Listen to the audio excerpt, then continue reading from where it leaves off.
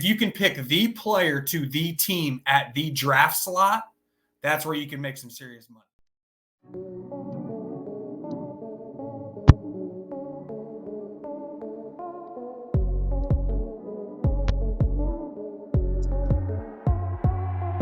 The start of the 2024 offseason.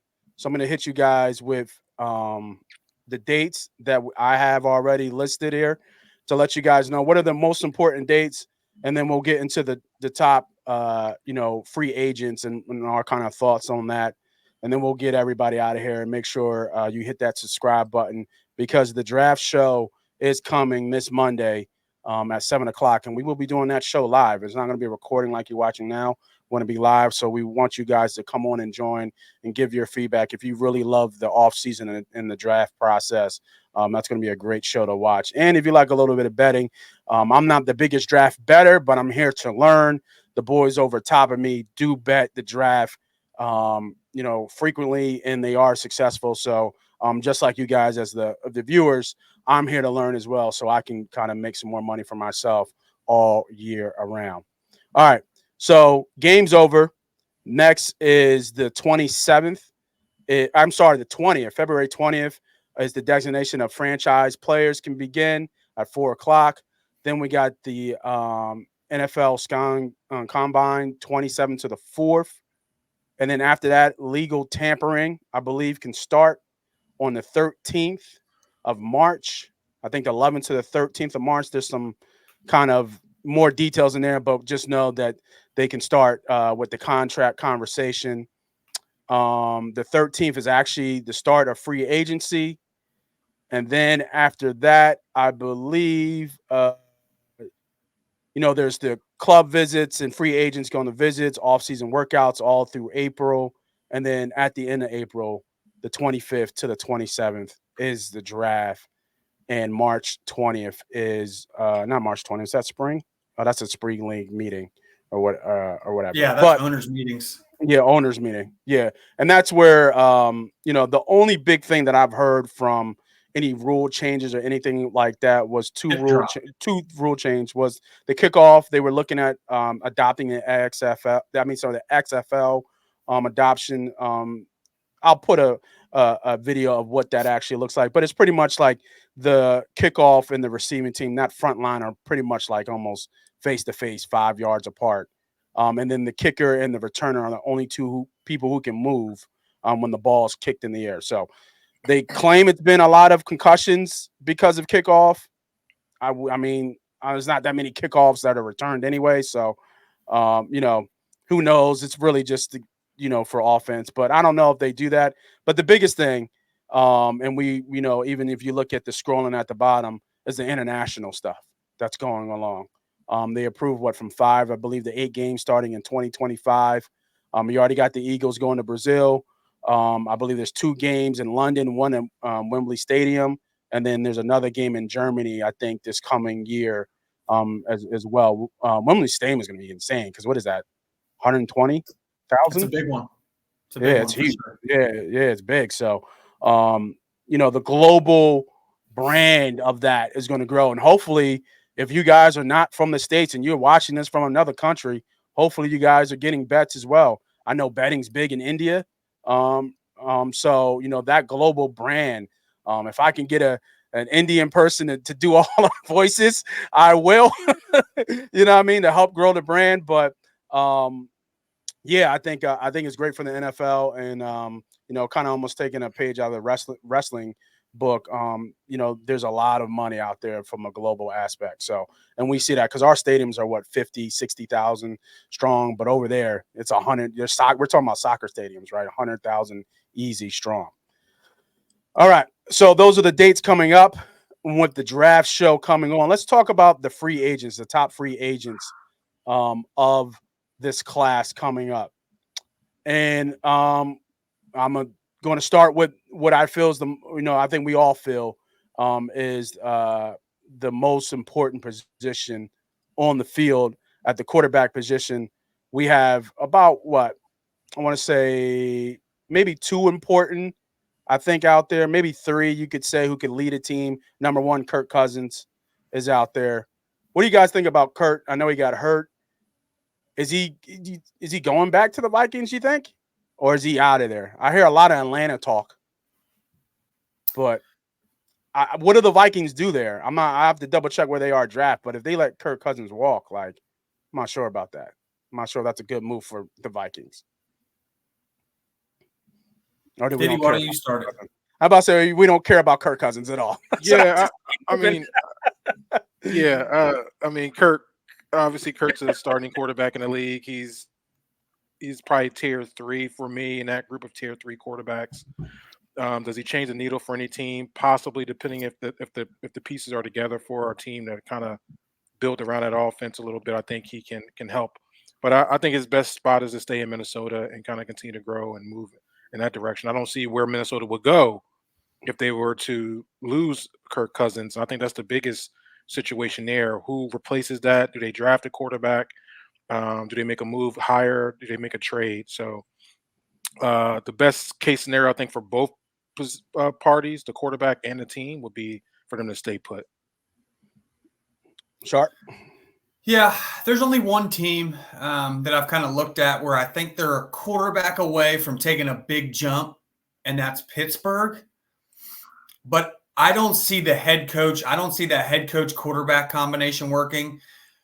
Cousins is a very cerebral person. He does not run on emotion. He wants to sit in a room and talk about game plan all week. That's what Kevin O'Connell, his current head coach is.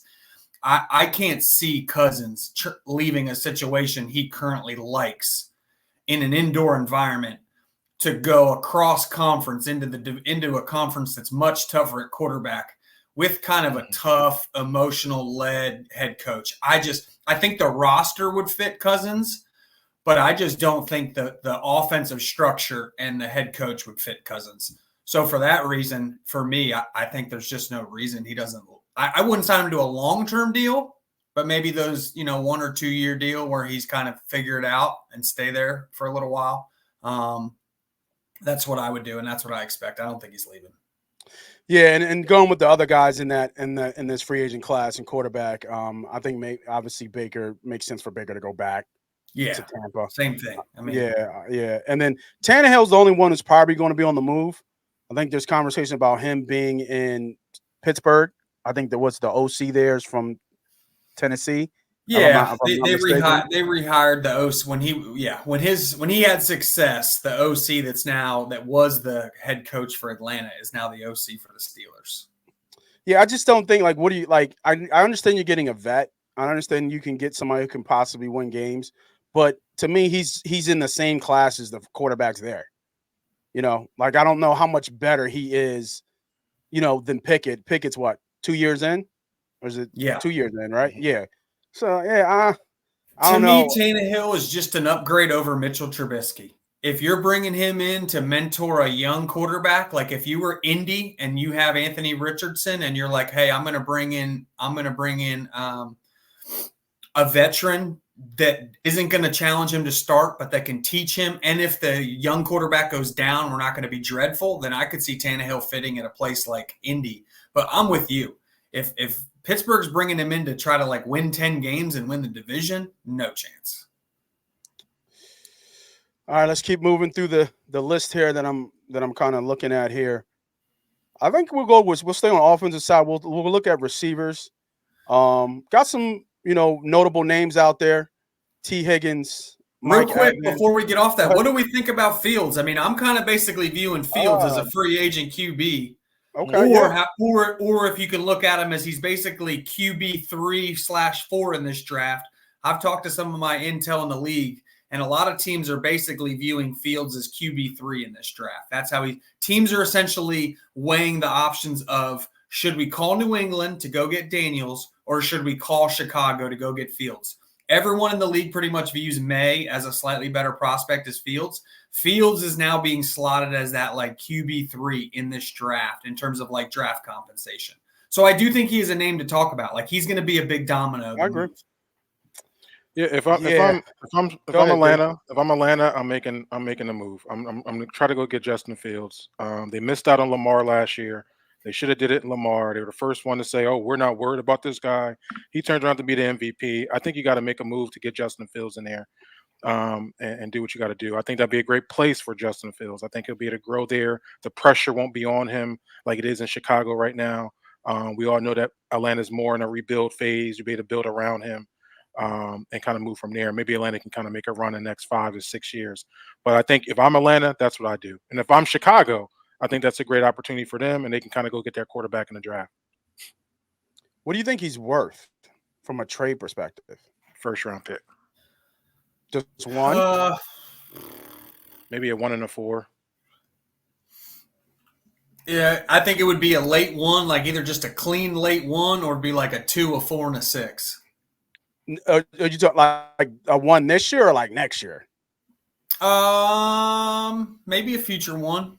Yeah, it could be a future. Maybe a future. It wouldn't be like Atlanta would not come off their first pick. I don't think that. Okay, yeah, okay. That's what I was kind of thinking myself. No. I mean, I think everything you guys said is right. Where's Atlanta sit? Yeah. Number 8. Atlanta is there? So you figure to get Justin Fields if they swap picks, right? They swap picks. How's that go well for Chicago, right? They swap no. Well, they're 9. Chicago's 9. Well, Chicago's 2, right? They got the first pick, and then they got the 9th pick. I mean, it depends on how much Atlanta wants. To me, when I think of Fields, like I do think Atlanta's the good spot. To me, everything that makes sense is like the Steelers. The Steelers pick in the middle of the first round. You're not going to get Daniels. There's no way Jaden Daniels is falling to you.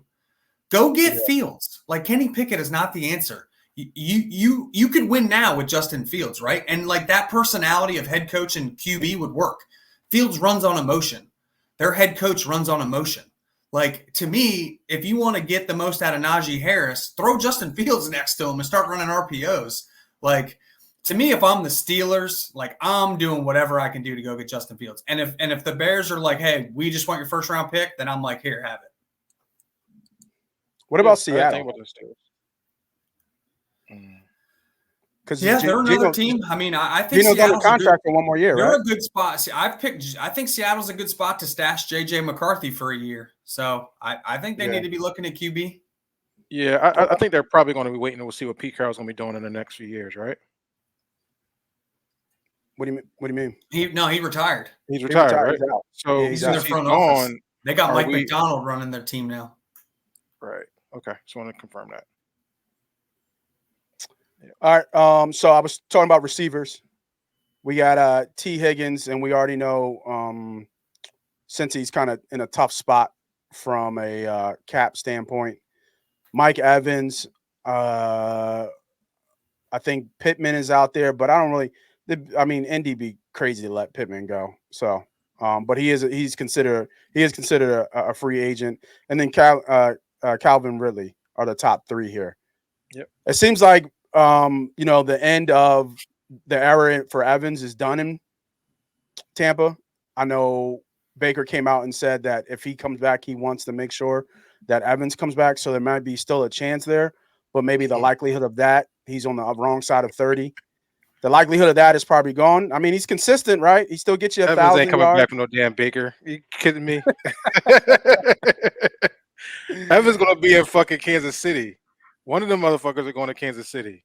Kansas City. If he's willing to take less and do what Juju did and take way less below market value, that's certainly interesting. I like the fit in KC though. But I will say he led the league in drops. So the irony of the guy leading the league in drops going to the team that led the league in drops being the answer, right. I don't know. I don't know. I think Evans or Ridley ends up in Kansas City. And I know T. Higgins wants to get paid.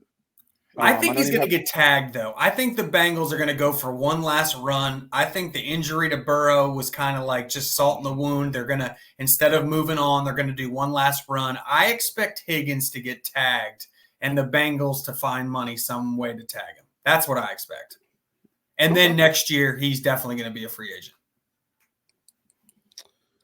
All right. It's so I know I see Burrow, unfortunately, having that Andrew Luck type of career, and it's starting to look more and more like, I know he's been injured 3 of the 4 years. It's like, well, how much can he stand?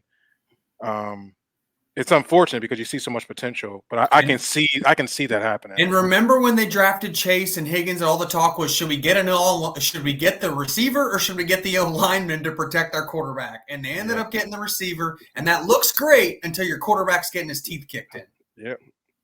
Can't stand well, upright. This one he got hurt different, and No, I know, but I'm just saying that's the same thing with the Jets. Like the Jets paid all that money to bring in Rodgers when they didn't even have linemen to protect him. Like that's like, to me, that's just ass backwards. Like you don't do that. You get the O line and then you bring in the quarterback after you know you can protect the quarterback. I just don't understand how some of these teams think, but whatever. All right, now with the skill positions, top 3 are Saquon, Henry, and Eckler. Saquon, I'm not sure where he's going to land. I don't think it makes sense for him to go back to New York. Even though they're a better team with him, but they're going to have to pay him. I mean, they can always tag him again, but I'm not sure if that makes sense as well. That's a lot of money to a running back, and he's looking to get paid. He's ready to get paid as he should. So I'm not sure where he goes. Henry's up in the air for me as well. The one thing I did want to talk about is Eckler, and it doesn't look like Swift is going to be back. I think Eckler fits here. I do in Philly. I like Eckler here to the Eagles. Maybe 2 to 3 year type deal. Sign him kind of like a 2-year, 3-year option.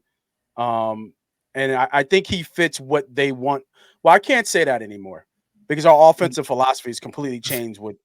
We don't check the ball down to running backs, and that's what he does. Though. Yeah. Maybe that might not be a good fit anymore. But I mean, Hurts just doesn't look to running backs ever. Like he just doesn't throw to running backs. Who? Kellen Moore? No, Hurts. Oh, Hurts. Going back to Bama, going back to OU, he just doesn't throw to running backs. I think that's a QB thing. He just his idea of checking down to a running back is I'm just going to run. Sanders had that 1 year though, right? He had like 500-600 yards. He did, and then Hurts got away from that as soon as and then Hurts got away from that. Yeah. Okay. I'll give up the form to you boys. Anything on Barkley? Do we see Barkley going anywhere or where he might fit? Like I think you said Dallas would be Dallas would make a lot of sense. Texans would make Texas, just Texas, anywhere in Texas, I guess would be make sense. What about Henry? Henry, like I said, I think he's going to Bills. He's going to Buffalo. He's going to Dallas. That's what I said earlier. That's where I kind of feel he should lean. I think he'll have more success there. I think both teams need a running back of that type of caliber. We talked about this a couple of weeks ago or a month ago. Seeing Josh Allen with Derrick Henry in the backfield is probably mind-blowing to see that on the defensive side of the ball. Like, what do we do in this scenario? Who do we – we got to tackle these two motherfuckers? Like, you know what I mean? Like, and for Dallas, I just think they need a consistent – and they're like the same size damn near, right? They are, right. It's just two giants. Allen is a fucking robot. So and then you have Dallas that needs a running back and needs an every down back, and you can kind of keep Pollard possibly there. I don't know if you can keep Pollard or not financially, but I think you can have that. I think he's a free agent too, but I don't think I'm not sure. Yeah, Pollard was tagged. Pollard and Jacobs were both tagged. Were tagged. Okay. Oh, they were both tagged. Last cycle. They were last year. Right. Yeah. They were tagged. But you get Jacobson. I mean, you get Henry into Dallas. That's something that they can definitely use, that downhill runner that can extend drives. He brings back that Zeke factor that they had where they were able to kind of lean forward and not have to rely so much on Dak Prescott. I think that's the problem. I know Dak can play, he can ball, and when he's really hot and he's on, he's really very efficient and they win ball games. But when he put too much on his shoulder on big games, he folds and he needs a run game that can help him. I think Derrick Henry would be a great spot in Dallas. I think a spot that we haven't mentioned is the Chargers. We know Jim Harbaugh likes a downhill physical run game out of 12 personnel, and I just see maybe Barkley might be great. I think Henry, okay. I just see a scenario where Jim Harbaugh is going to want to sign Derrick Henry and draft Blake Corum, and there's your 1-2 monster. You got the speed of Corum and the veteran power downhill of Henry. You sign Henry, you draft Blake Corum, You turn into a downhill running. I'm not saying that's. To me wheels? that makes sense for Jim Harbaugh. That's like the style he likes. He loves two running backs. Does Corum have wheels? Corum fast? Yeah, Oh yeah. Okay. That's one of his strengths. I typically don't That's see one of him. his strengths. He's a home run hitter. Oh, is he? Yeah. I've always liked. I thought he was an insane in between the tackle type runner. Like that was. So he's literally Austin Eckler with speed. Okay. He's like short, compact that can run through the tackles, but when he gets in the open field, he can house it. That's why he was a touchdown. That's why he was a touchdown machine. So I forgot about Jacobs. You guys did Jacobs, but I think Jacobs already said that with AP coming back, he wants to they want to run. I think he's going to stay. Yeah, I think he stays. And I think that AP with that culture change that they have there, I think they stay. They get. I think Fields is a good fit there too. If I was Vegas and I can't make a move to get up to Jaden Daniels, man, I'd be making that call. Sign Josh Jacobs, have Justin Fields run RPO. I mean, I forgot. To me, there's a lot of teams that need to be making the call for Justin Fields. That's just me personally, but I like the kid. I think he's got talent. Yeah, I forgot about that. All right, so we did quarterbacks, we did running backs, we did receivers. You talked about Schultz is really the only one out there from a tight end perspective, at least in the top, I think like 50 or 60 free agents. So yeah, I'll kind of keep it moving since that's more of a shallow. There's some offensive line guys. I can't speak really highly of the offensive guys that I've seen. I can't get that granular. Biggest name out there is Tyron Smith from the Cowboys. Kind of at the end of the rope here for him. But for him, I think it's Dallas or retire. He won't join a new team. That's my read. Okay. Yeah. I mean, I could see that. He's been a lifer there. So, yeah, it'd be interesting to see what kind of happens there. There's some other names out there that I can only read about. Connor Williams, the center from the Dolphins. Mm-hmm. He tore his ACL this year. I'm trying to think who else. Robert Hunt, another guard from the Dolphins, another free agent. Kevin Dotson. The Dolphins have a lot of decisions to make. Yeah, from the Rams. The Dolphins' star defensive tackle's a free agent too. They've got the Dolphins could be a team that was really good this year and then fall off the face of the earth if things go bad in free agency. And I love the fact that you brought up defensive line, so we can switch sides here. The cream of the crop of probably the whole free agent is your Super Bowl champion in Chris Jones. He's time to get paid again. Yeah. For Chris Jones. He had 10.5 sacks, third among defensive linemen in pressures. He's just right now probably the best interior defensive lineman in the NFL as we speak. Does he go back to the Chiefs, or is he, to kind of continue the dynasty, or do we see Chris Jones in new colors next year? Diddy, what do you think? I think Chris Jones has 3 championships. He already has his dynasty. Now it's time to get paid. Listen, there's not that much time left on your clock. If you're thinking business wise, I done did it all. I've been to the top of the mountain. Now it's time to get paid for my labor. And if I'm Chris Jones, I'm going to get paid. I don't care where it's at.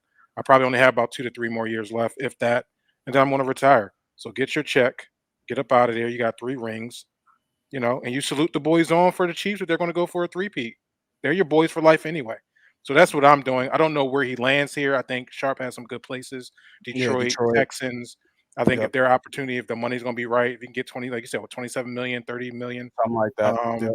I think it'd be a good spot for Chris. But if I'm Chris, I'm telling you, go get your money, bro. Enjoy that, retire, and start your second half of your life. Sharp, anything to add to that? No, I think it's whatever. No, I don't. I think for him, I don't know much about Chris Jones in terms of like family. Like I don't know like what his background. I know he's from Mississippi, but I don't know in terms of like wife, kids. Does he have any? Does he love Kansas City? So I don't know stuff like that. Is he someone that would be willing to take less because his family loves it in Kansas City? I think Houston. To me, I keep bringing up Houston because they've got a bunch of money, but to me, if you want to distinguish yourself away from Andy Reid and Mahomes, If you go to Houston or you go to Detroit and you can beat Kansas City and you like make a sack in the Super Bowl and you get your hands on Mahomes and you're the reason that team wins, like you become one of the best defensive players of all time. So I think he does have a legacy play, kind of like Brady, where if he leaves the nest and can hoist another championship with a new team and be a dominant figure for that new team, I mean, you're talking about a Reggie White level player. Wow. Okay. And he does have allegiance to the Kansas City Chiefs. I know he did say in his post conference that he wants Hunt to bring him back. That could be just victory fallout. But I think when the real comes down and they know that Kansas City can't pay him what he wants to get paid, it's time to go. So, and you already, I think you already talked about the Dolphins there with Christian Wilkins, but the one guy that I thought was someone who made a name for himself, Justin, was it Badabuke? I think that's how you said it, right? Matabuke? Justin Madubuike, yeah. Badabuke? For the Ravens. For the Ravens. Had a decent game in the AFC championship game as well. So, but he was up there with all the big names, the Quinnen Williams, the Simmons, the Donalds, the Ed Olivers. He had 13 sacks last year. So another guy talking about getting paid. I would put him number 2 over Wilkins. But I'm not sure where he's going to go. Does he go back? I seriously doubt it. He's got to get paid. So I think that's a name to look out for. But going to the Dolphins, as you can say, this could really fall off really fast. Is Wilkins gone? You think, Sharp? I mean, they're in the same, like these teams that decide to pay their quarterback a lot of money. Like something's got to give, right? Like if you're the Chiefs, you can definitely pay Chris Jones, but then that means L'Jarius Sneed's 100% out the door, right? Like that's how this works. Like you rob Peter to pay Paul. This isn't baseball or basketball where you can just go over the luxury tax and you just pay some threshold and boom, boom, boom, everything's wiped under the rug. Like there's a hard cap. So there's decisions to be made. And if you're Miami, like you've got issues, and maybe it's not signing a defensive tackle for $25, $30 million solves some of those problems for you. And maybe he does hit the open market. He's going to be highly coveted, and there's going to be teams that are willing to pay him $25 million. And staying on that defensive line, we got Josh Allen from the Jags. We have, who'd you say, Hunter, Burns. Daniil Hunter, yep. Yeah, Brian for Burns. all these edge rushers. Are these? I mean, even Leonard Williams is even though I think he goes back, you don't make the trade for him and let him walk, in my opinion. But we talked about even Hunter coming here. Are the Eagles in the market, you think, for a free agent on the defensive line? Since it looks like who knows what the Reddick situation goes. Looks like Fletcher's probably gone. Graham, I don't know. But you're talking about 3 guys that could be out the door. Man, it's looking real slim for the Philadelphia Eagles in that defensive front really fast. Diddy, what do you think? You think the Eagles are buyers in the free agent market with defensive linemen, or you think they're just going to look to the draft here? No, I don't think they're going to do too much. If anything, there won't be none of those guys in the top level. We're not going to pay nobody right now. We got young guys already. We drafted already. Jalen Carter, we got Davis up there. We got Smith. So I don't think we can afford to kind of invest that. I think we'll probably bring Graham back. Small things like that. So no, I don't think Hassan Reddick's going anywhere, to tell you the truth. I think he's going to stay home for this year. He'll get paid next year. That's just my opinion, but I guess we'll know over the next few weeks, especially after the combine, who pops up where, who pops out. And then you have your draft coming up. So we'll see soon. All right. And then just to finish it all off, I think it was only Patrick McQueen that was out there that I saw in the top 50 from a linebacker standpoint. I would love that. Young kid, right? Was it 24, 25, I think, still young? That's something I would love to do. I'll be honest with you. My top target I don't think the Eagles will do it just because it's not how they do it, but I love Frankie Louvu for Carolina Panthers. That dude is an interior linebacking monster, and he's a free agent. I think Carolina pays him, If you're Carolina and you're doing all these things to not sign your two best defensive players in Burns and Frankie Louvu, like what are you doing as an organization? So, like to me, Burns has got to be retained by Carolina. Louvu's got to be retained by Carolina. Those are their two best players. Like if you're not retaining your two best players, like what are you doing? You're tanking to keep tanking. Like so, those two, in my mind, won't really be free agents. But Frankie Louvu's a dog. Like that dude in Midnight Green. Like if there's any amount of money I could spend on a free agent, it'd be that dude. The Eagles desperately need someone like that. Yeah, no, they do. They desperately need playmakers in general. Sure. So on the back end there, we got we already talked about a little bit Snead being in a kind of strange spot with Jones at KC. Jalen Johnson, Winfield. Isn't Winfield a little bit older? No, he's young, but he's a safety.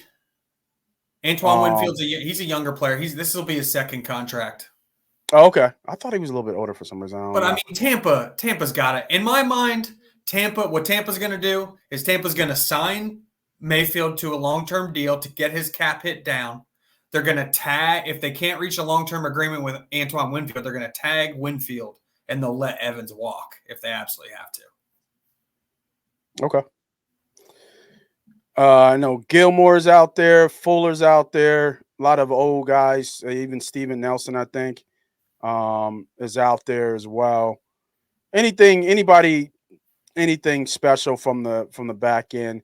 Like if you look at this free agent class, I mean the big dogs are on the defensive line, right? Like that's where the kind of key free agents are. There's some names in the running back position as well, I think is up there, but I would think the cream of the crop is in the defensive line. I think Snead and Jalen Johnson are two top 10 corners in the National Football League. So, I mean, if you're a team that needs a corner and either one of those two become available, like me personally, I'd be willing to pay either guy $20 million. Yeah. I think they're that good. Yeah. But they're both wait and sees, though, right? Again, they could get tagged. Yeah. You're just going to have to see what happens with their current teams because they're cornerstone pieces of their current franchise. I mean, we saw L'Jarius Sneed might be the best corner in football. I mean, I don't think he gave up a touchdown this year. And he's young and he can run. And then Jalen Johnson's ascending and he was elite this year and he's really young and he's only getting better. So, I mean, you're talking about two of the best corners in the league for the next 2 to 3 years. Those guys are going to be highly, highly coveted. No, it was Snead. He only allowed 42 catches on 80. Yeah. I mean, 42 catches, 81 yards, 406, and 0 touchdowns allowed. He's elite. I mean, he might be a top 5 corner, no doubt. Yeah, I agree. And we are now at the end of our top off-season free agents so far. And if you like more talk like this, if you like more draft conversation like this, like I said, I can't say it again, Monday, 7 o'clock, we are jumping on live. Hit you with all the facts and the details of that. And then, of course, do what we do and obviously add some betting. There are no draft numbers up right now. But Diddy, just before we cut out of here, just give us a little bit of a snippet, even though I know you're not going to be in the show, but you do draft heavily. What are some of the different bets in terms of the draft that you see?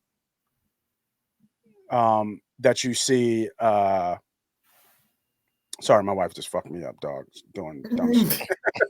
Easy me changing my head. Yeah. I'll be there in a sec, babe. But did he just give me a kind of inside scoop of kind of what you see and how you bet the NFL draft when it comes up? Yeah, my ears to the news. I'm doing a lot of research on a lot of these players. But at the end of the day, you're trying to figure out what the intel is. So you want to really be close to the news and what's going on coming up to the weeks of the draft. And then my thing is trying to find the over and unders of where a player possibly can get drafted. I'm not going crazy on it unless there's some intel. And if you can possibly beat that enough, that's why your ears have to be on it real quick, and then you can possibly beat the line. So if it's a breaking news of something you can't get caught up in every rumor, right? Every rumors ain't good. But if it's a source that you really follow that are really strong, that tells you one thing, you can possibly jump on before that line moves and take advantage of that line. Because usually it'll go from player A is projected to go between number 8 and 10, and their line might be right at 9.5.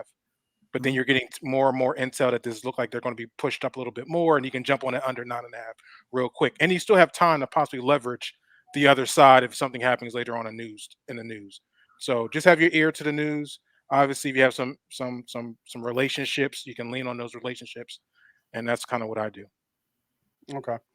And I'll leave just with this small little snippet because I think we talked about this in the background, and Sharp, I'm gonna lean on you on this because you got people in place that people don't know about.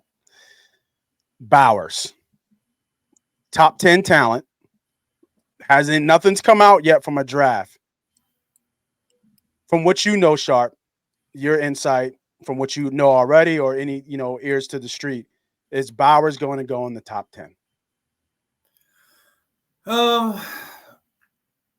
I think the Chargers, like, they would be the team to take him, but the Chargers are currently shopping that pick pretty heavily. So I think the Chargers are weighing their options. I think the Chargers, like, if you could ask them the perfect scenario, they would get Brock Bowers, but not at pick 5, right?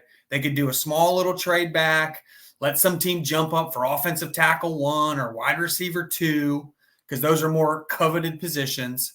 You still get your guy, but you pick up that extra asset.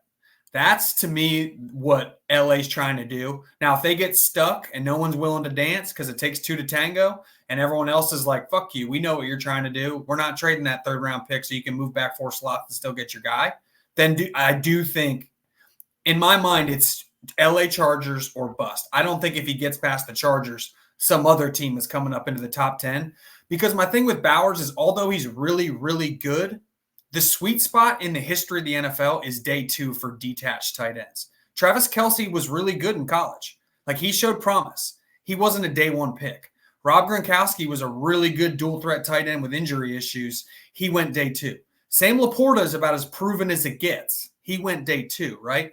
Your guys that went early, Vernon Davis, Kyle Pitts, they had so much expectations attached to them that it's almost like, unless you're in that perfect situation where the offense is built around tight end, you're going to fail. So, and Bowers isn't a great blocker.